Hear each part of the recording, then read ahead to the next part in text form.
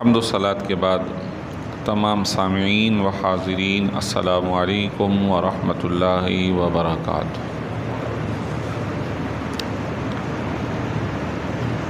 الحمدللہ علی احسانہ جمعۃ المبارک کے بابرکت دن میں ہم سب نماز جمعہ کی ادائیگی کے لیے حاضر ہیں۔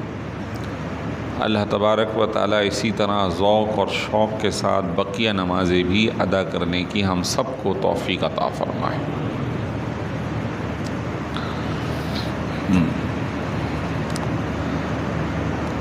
شوال المکرم کا مہینہ آج اس کی 11 تاریخ، گویا عید کو گزرے ہوئے آج 11واں دن ہے۔ مختلف موضوعات ذہن میں ہیں۔ سب سے پہلے گرمی کے حوالے سے دنیاوی علوم کے مطابق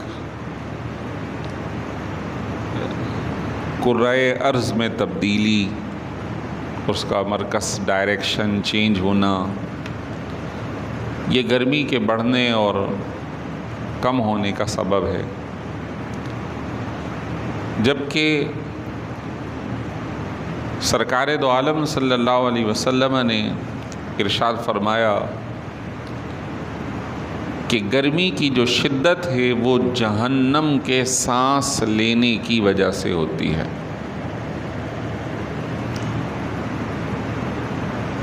من فیح جہنم۔ احادیث طیبہ کی شرح کے اندر ارشاد فرمایا کہ جہنم سال میں 2 مرتبہ سانس چھوڑتی اور لیتی ہے۔ جہنم بھی اللہ کی ایک مخلوق ہے کہ جس کے اندر عذاب کو مقرر کیا گیا، اور اس کی شدت اور حدت، سختی اور گرمی وہ اس قدر زیادہ ہے کہ جس کا اندازہ ہم سال میں ان موسموں میں لے سکتے ہیں کہ جب گرمی کی شدت اپنے عروج پر ہوتی ہے۔ تو فرمان رسول صلی اللہ علیہ وسلم کے مطابق جب وہ سانس چھوڑتی ہے، باہر نکالتی ہے، تو پوری دنیا کے اندر گرمی کا موسم ہو جاتا ہے، اور جب وہ سانس کھینچتی ہے، اندر لیتی ہے، تو پھر باہر ٹھنڈ ہو جاتی ہے۔ یہ سرکار دو عالم صلی اللہ علیہ وسلم نے فرمایا۔ اب ہمارے پاس مختلف علوم اور فنون کے مطابق یہی کہا جاتا ہے کہ زمین مسلسل اپنی حرکت میں ہے، اپنے مرکز میں گھوم رہی ہے، اور سورج بھی اپنے مدار میں چل رہا ہے۔ جب وہ مدار کے قریب جو حصہ ہوتا ہے وہ گرم ہوتا ہے، اور اس کے بیک والا حصہ جو ہے وہ ٹھنڈا ہوتا ہے، اور مسلسل یہ سلسلہ جاری رہتا۔ لیکن بعض سائنسی اور دینی علوم کے جاننے والے کہتے ہیں کہ زمین اپنی جگہ رکی ہوئی ہے، وہ نہیں گھوم رہی، اور قرآن کے مطابق چاند اور سورج کو گھومنے کا حکم دیا گیا ہے۔ والشمس تجری لمستقر لہا۔ سورج اور چاند مسلسل اپنے دائرے کے اندر گھوم رہے ہیں، اور یہ گھمانے والا کون ہے؟ یہ اللہ کی ذات۔ اب یہ ایک علمی مسئلہ ہے، نظریہ کیا رکھیں؟ وہ رکھیں جو ہمارے سرکار دو عالم صلی اللہ علیہ وسلم نے فرمایا، کیونکہ ہم تو زمین سے باہر تو نکلے ہی نہیں، ہم تو وہی ہیں، صبح و شام کہیں بھی جائیں، اور اللہ تعالیٰ نے فرمایا جہاں بھی جاؤ ہماری ہی سلطنت اور بادشاہت پاؤ گے۔ ان استطعتم ان تنفذوا من اقطار السماوات والارض فانفذوا لا تنفذون الا بسلطان فبأي آلاء ربكما تكذبان۔ اے جن و انس، اگر تم طاقت رکھتے ہو تو زمین کے اطراف سے باہر نکل کے دیکھ لو، جہاں بھی جاؤ گے ہماری بادشاہت پاؤ گے، ہماری سلطنت پاؤ گے۔ تو بتاؤ اللہ کی کس نعمتوں کا انکار کرو گے، کس نعمت کا انکار کرو گے؟ اب یہ اسلامی نظریہ ہماری آخرت کی اصلاح کے لیے بڑا اہم ہے کہ ہم سے یہ دنیاوی گرمی برداشت نہیں ہوتی اور ہم سائے کی طرف، ٹھنڈ کی طرف کوشش کرتے ہیں آ جائیں۔ جو ڈاکٹری طبابت حکمت سے وابستہ ہیں وہ مختلف احتیاطیں بتا رہے ہیں کہ یہ کیا جائے، یہ کیا جائے، یہ کیا جائے، اس وقت میں باہر نہ نکلا جائے، کیونکہ اس کی شدت یقیناً اثر انداز ہے۔ تو جب دنیا کی یہ گرمی ہم سے برداشت نہیں ہوتی اور اس سے بچنے کے لیے احتیاطی تدابیر بتائی بھی جاتی ہیں اور ان کو فالو بھی کیا جاتا ہے، تو جو جہنم کی سختی ہے اس سے بچنے کے لیے سرکار نے فرمایا ہے، احتیاطیں بھی بتائی ہیں، تو مسلمانوں کو وہ بھی اختیار کرنی چاہیے۔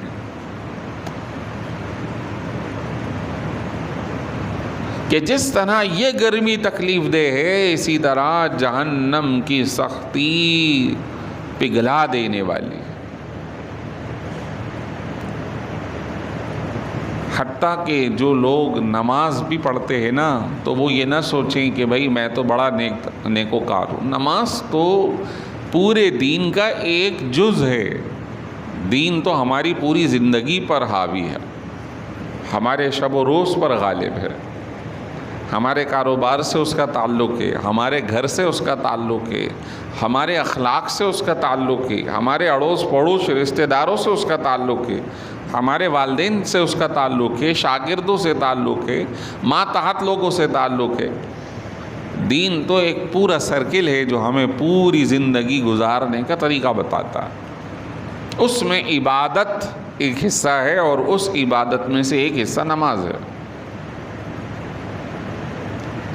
حتیٰ کہ جو لوگ نماز پڑھیں لیکن نماز غفلت سے پڑھیں، کوتاہی سے پڑھیں، ایسے پڑھیں کہ سستی اور کاہلی سے پڑھیں، تو ان کے لیے بھی مذمت فرمائی ہے، فَوَيْلٌ لِّلْمُصَلِّينَ الَّذِينَ هُمْ عَنْ صَلَاتِهِمْ سَاهُونَ۔ ویلٌ، ہلاکت ہے ان نمازیوں کے لیے جو اپنی نمازوں کے اندر غفلت کرتے ہیں۔ تو جو نماز پڑھتے ہی نہیں بھائی بہنیں، آل اولاد، عزیز و قارب، ان کے لیے تو یقیناً مزید فرمایا جائے گا کہ یہ آپ غلط کر رہے ہیں۔ اور اس والی آیت کی تفسیر میں بعض علماء نے یہ لکھا کہ اس سے مراد نمازیں تو پڑھتے ہیں لیکن اہتمام سے نہیں پڑھتے، قضا کر کے پڑھتے ہیں۔ 4 پڑھ لی فجر کی، روزانہ قضا کر کے پڑھتے ہیں، اٹھتے ہیں 9 بجے 10 بجے، اٹھے 2 سجدے لگائے اور چل دیا، بھائی فجر کی پڑھ تو لی نا، قضا تو کر لی۔ تو ہم کسی پہ احسان تھوڑی کر رہے۔ تو ایسے بہت سارے فرامین ہیں جو ہمیں آخرت کی یاد دلاتے ہیں کہ اپنی اصلاح ضرور کی جائے۔ تو یہ گرمی ہماری اصلاح کا ایک ذریعہ ہے، پھر یہ نعمت بھی ہے۔ اگر یہ نہ ہو تو پھر گندم کیسے پکے، یہ نہ ہو تو پھل فروٹ اپنے نتائج تک کیسے پہنچے۔ ہر ایک بڑے چھوٹے کو آم پسند ہے لیکن وہ پکے گا تو گرمی میں ہی۔ یہ اللہ کی نعمت ہے۔ اگر یہ گرمی نہ ہو تو جسم کی ہڈیاں درد میں مبتلا ہو جائیں۔ وٹامن ڈی کہتے ہیں کہ آپ اس میں کچھ نہ کچھ دھوپ میں ضرور نکلنا چاہیے، ورنہ جسم ہاتھ میں درد شروع ہو جائے۔ تو سردی ہو یا گرمی، بہار ہو یا خزاں، یہ ہر ایک اللہ کی نعمت ہے اور ہمیں آخرت کی یاد دلاتی ہے کہ جس طرح سردی کا جانا اور گرمی کا آنا ایک چیز کے فنا اور ایک چیز کے بقا کا نظارہ ہے، یہ ہمارے لیے بھی ہے کہ کچھ آ رہے ہیں اور کچھ جا رہے ہیں۔ تو جس طرح یہ موسم چلا گیا اسی طرح ہم بھی فنا کے گھاٹ اتر جائیں گے۔ دائمی کوئی نہیں، صرف اللہ کی ذات۔ تو جب ہم دائمی نہیں تو پھر اللہ کے حکم کی تابعداری سے کیوں پرہیز کرتے ہیں یا پیچھے ہٹتے ہیں؟ لہٰذا یہاں تک علماء نے لکھا، آج تو ویسے جدید زمانہ ہے علم و ہنر کا اور پوری دنیا کے ملنے کا، معلومات کے ایک جگہ سے دوسری جگہ ٹرانسفر ہونے کا، لیکن بہت پرانی بات ہے کہ جب اتنے ذرائع ابلاغ نہیں تھے، اس کے باوجود دین اسلام کے حوالے سے یہ مسئلہ علماء نے بیان فرمایا کہ اگر کسی کو کوئی پیغام الہی پہنچانے والا نہ آیا، یعنی حضور کے آنے کے بعد جو امت مسلمہ کا کام ہے تبلیغ دین، دوسروں کو اسلام کی دعوت دینا، کوئی دور دراز علاقہ ایسا ہو کہ جہاں کوئی پیغام الہی پہنچانے والا نہ آیا، تب بھی اس کا عذر قابل قبول نہیں ہے، کم از کم اسے اتنا ایمان رکھنا ضروری ہے کہ کوئی ہے جو اس دنیا کو بنانے والا ہے، اور وہ کیسے جانے؟ وہ اپنی عقل سے جانے کہ یہ زمین اور اس میں ہونے والی تبدیلیاں، اس پر وہ غور و خوض کرے تو خود بخود خالق کا راستہ اسے مل جائے گا۔ اسی کو کہا جاتا ہے توحید پر ایمان رکھنا، اسی کو کہا جاتا ہے موحد ہونا۔ لیکن اب توحید و رسالت دونوں ہی لازم ہے۔ اب پیغام بہت دور تک پہنچ چکا اور اب کوئی عذر کسی کے لیے نہیں مانا جائے گا۔ حضرت غوث اعظم شیخ عبد القادر جیلانی رحمۃ اللہ تعالی علیہ اپنے وقت کے بہت ہی جید عالم دین، صوفی وقت اور بزرگوں کے سلسلے میں ایک بہت بڑا نام ہے۔ آپ فرماتے ہیں کہ جب ہر شخص کے پیش نظر یہ بات ہے کہ اسے مرنا ہے، تو پھر تعجب ہے اس پر کہ وہ اللہ سے غفلت میں مبتلا ہے۔ تعجب ہے اس پر۔ اچھا، اب ہم پر اتنی غفلت ہے کہ ہم جنازے میں بھی اگر شریک ہوں تو بھی صورت یہ ہوتی ہے یار وہاں بہت سارے بزنس مین آئے ہوں گے، کوئی نہ کہیں اپنا حساب کتاب لگ ہی جائے گا، چلو اس کے جنازے میں چلتے ہیں۔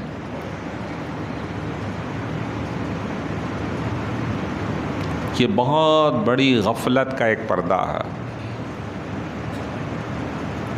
جبکہ جنازہ یہ دعوت دے رہا ہے کہ یہ چلا گیا، اب ہماری باری ہے، یا ہم نے بھی جانا ہے تو ہم اپنی اصلاح کریں۔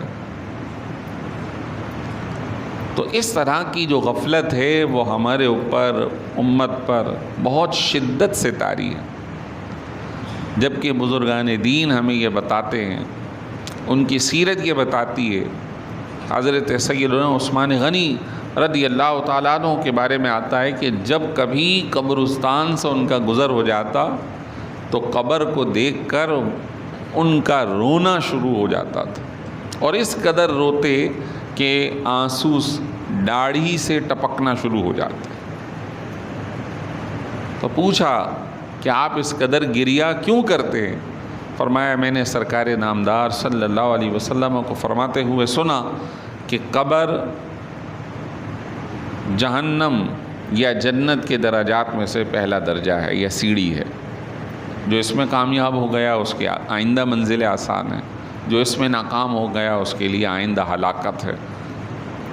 تو میں اس سوچ اور فکر پہ روتا ہوں کہ یہ قبر نہ جانے اس کی کیا صورتحال بنے گی۔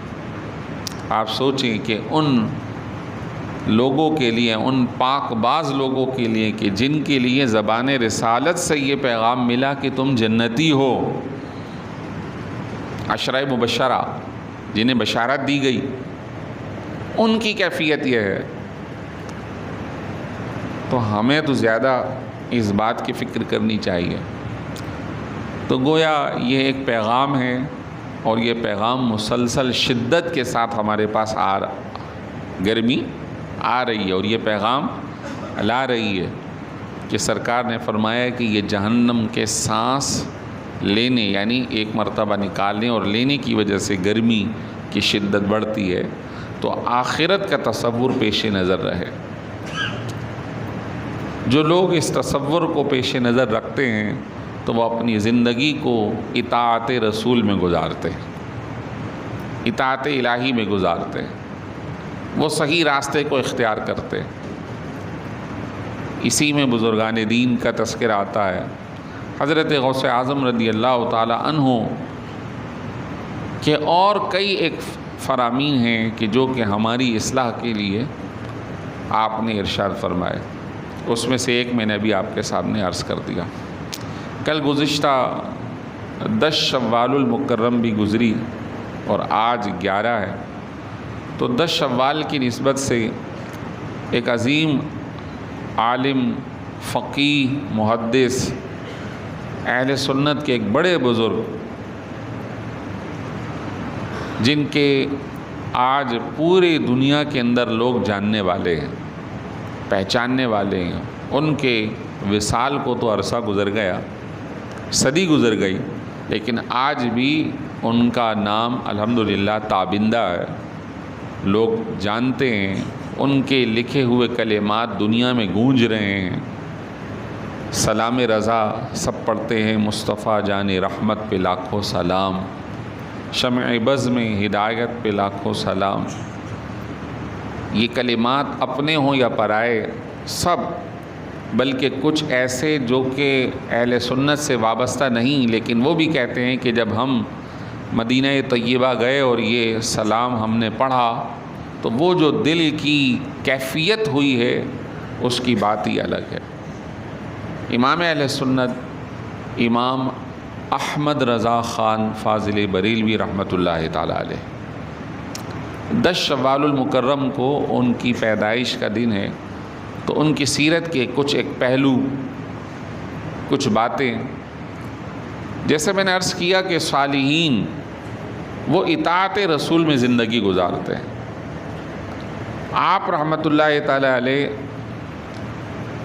معمول تھا کہ ہر کام سنت کے مطابق کیا جائے۔ چھوٹی سی بات ہے کہ مسجد میں نماز پڑھنے آ رہے ہیں تو بعض اوقات ہم احتیاط نہیں کرتے یا اس کی فکر نہیں کرتے کہ ہم نے مسجد میں کون سا قدم پہلے رکھنا ہے، لیکن ان کی عادت اس قدر پختہ ہو گئی کہ وہ جب بھی مسجد میں آئیں تو سیدھا قدم ہی مسجد میں آتا۔ تو ایک مرتبہ کہتے ہیں کہ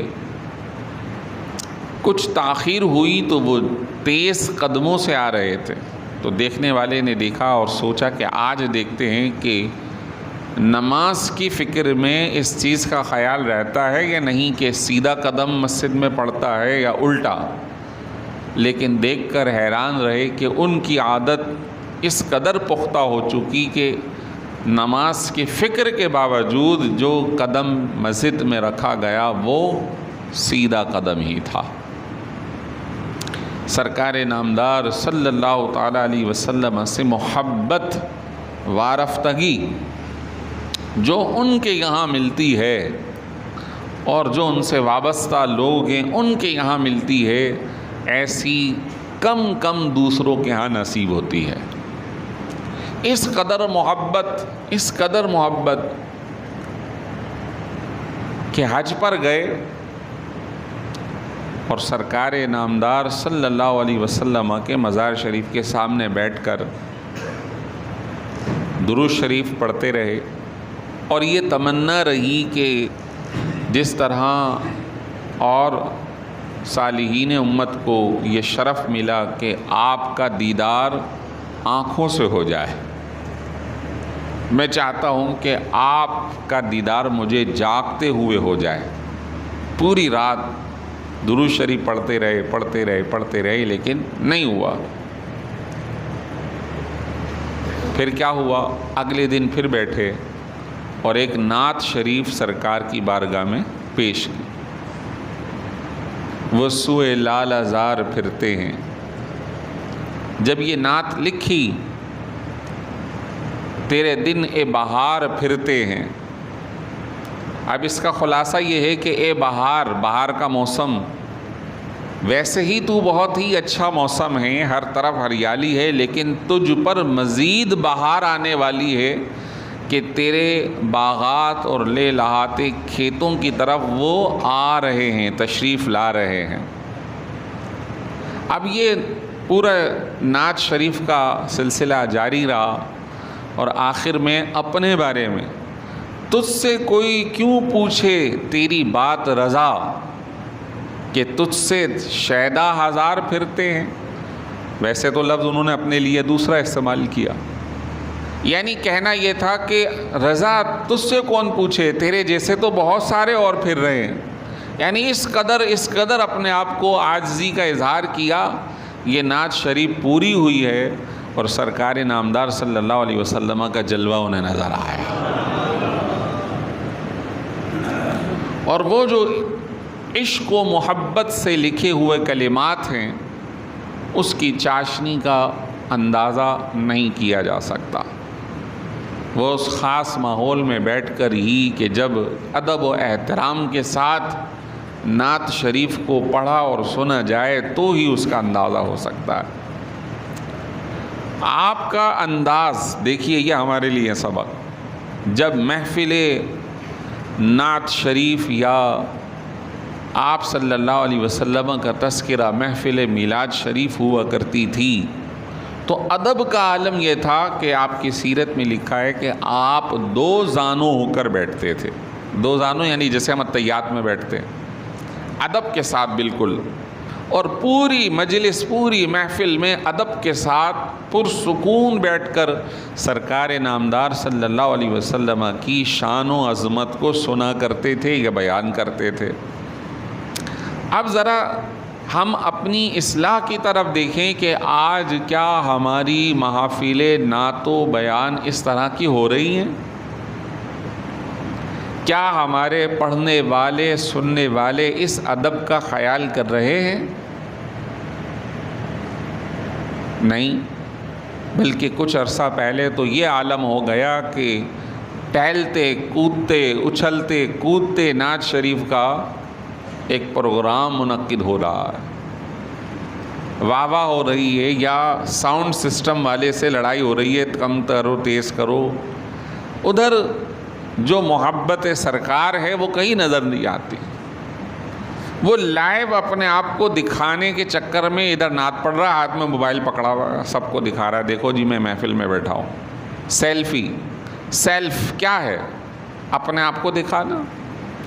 تو اپنے آپ کو جو دکھانا ہے وہ کیا ہے؟ وہی تو ریا ہے۔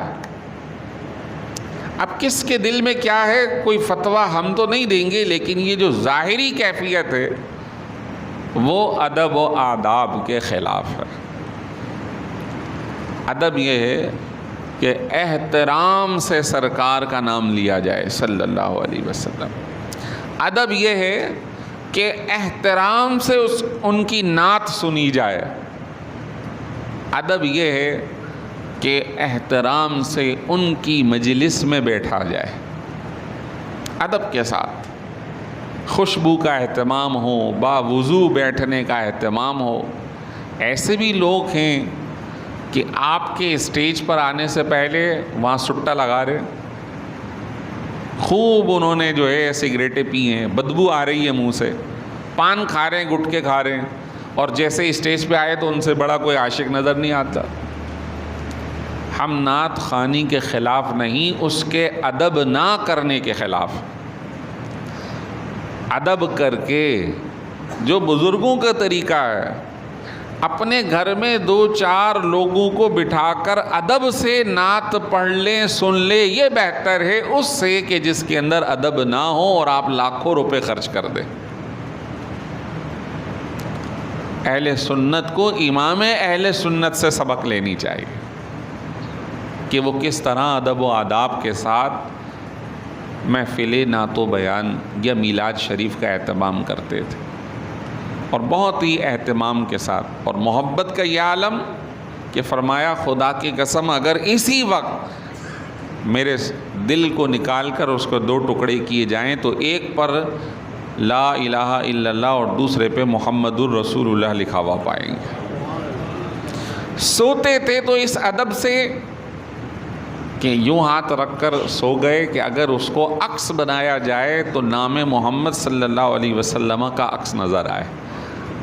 دائنی کروٹ سونا ہے، جیسے سرکار نے فرمایا ویسے ہی زندگی بسر کر دی. تو ہم صرف زبانی کلامی عشق رسالت کے دعوے دار نہ ہوں، بلکہ حقیقت میں ان کی تعلیمات اور ان کی محبت سے اپنے آپ کو سرشار کریں. یہی ادب ہے، یہی احترام ہے اور یہی تعلیم ہے. اللہ تبارک و تعالی ہم سب کو صالحین کے نقش قدم پہ چلتے ہوئے زندگی گزارنے کی توفیق عطا فرمائے، اور اللہ ان سب صالحین کے درجات کو بلند فرمائے. وآخر دعوانا ان الحمد للہ رب العالمین.